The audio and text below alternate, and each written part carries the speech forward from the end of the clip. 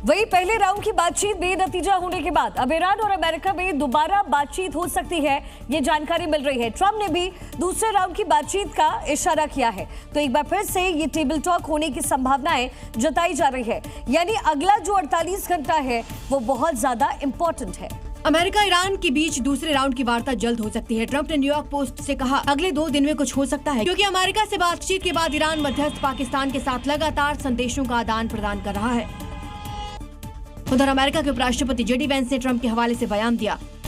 इसलिए उम्मीद है कि एक बार फिर अमेरिका और ईरान के लीडर्स आमने सामने होंगे, लेकिन ये मीटिंग कहाँ होगी अभी तय नहीं किया गया है। लेकिन अमेरिका, ईरान के अधिकारी और पाकिस्तान नेता लगातार एक दूसरे के संपर्क में है, जिससे संभावना जताई जा रही है कि जल्द ही फिर से नेगोशिएशन शुरू हो सकता है। उधर ईरान के प्रवक्ता इब्राहिम जुल्फागरी का बयान आया है कि जंग का फैसला युद्ध के मैदान में होता है। हम धमकियों से नहीं डरते। अमेरिका की ओर से लगाई गई कोई भी नाकाबंदी ईरान को मंजूर नहीं है।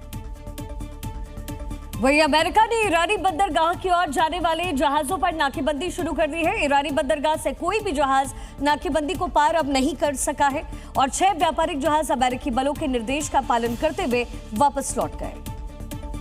अमेरिका ने तेहरान के साथ शांति वार्ता फेल होने के बाद स्ट्रेट ऑफ हॉर्मुज में ईरानी बंदरगाहों पर अमेरिकी नौसेना के जरिए नाकेबंदी कर दी है। एक F-35B स्टील्थ लड़ाकू जेट उड़ान भरने के लिए तैयार है, क्योंकि ये हमलावर पोत अरब सागर में नौकायन कर रहा है।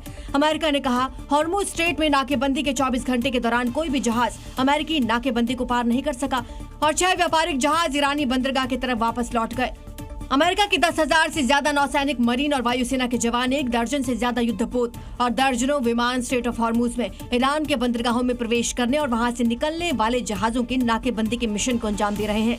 अमेरिकी सेंट्रल कमांड के मुताबिक ये नाकाबंदी सभी देशों के जहाजों पर निष्पक्ष रूप से लागू की जा रही है।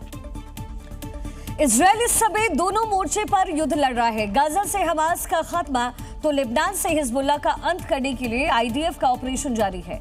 इजरायली फोर्सेस के स्ट्राइक से तबाही दिख रही है। एक साथ 4 अलग अलग सुरंग में धमाके। तस्वीरें उत्तरी गाजा पट्टी की है, जहां हमास की टनल नेटवर्क हुआ करती थी और 800 मीटर लंबी इस टनल में कई रहने की जगह मौजूद थी। गोला बारूद हमास ने यहीं पर छिपा कर रखे थे, जिसे इजराइल ने एक झटके में उड़ा दिया। इजरायली ड्रोन ने इस पल को भी रिकॉर्ड किया। एक दूसरे एंगल से भी इस तबाही को देखिए।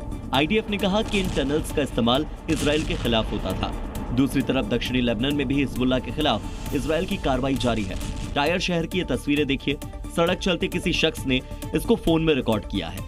काफी दूर से ही आसमान तक धुएं का गुबार उठता नजर आ रहा है। 3 जगहों से IDF के स्ट्राइक्स के बाद हर तरफ धुआं उठता दिखाई दिया।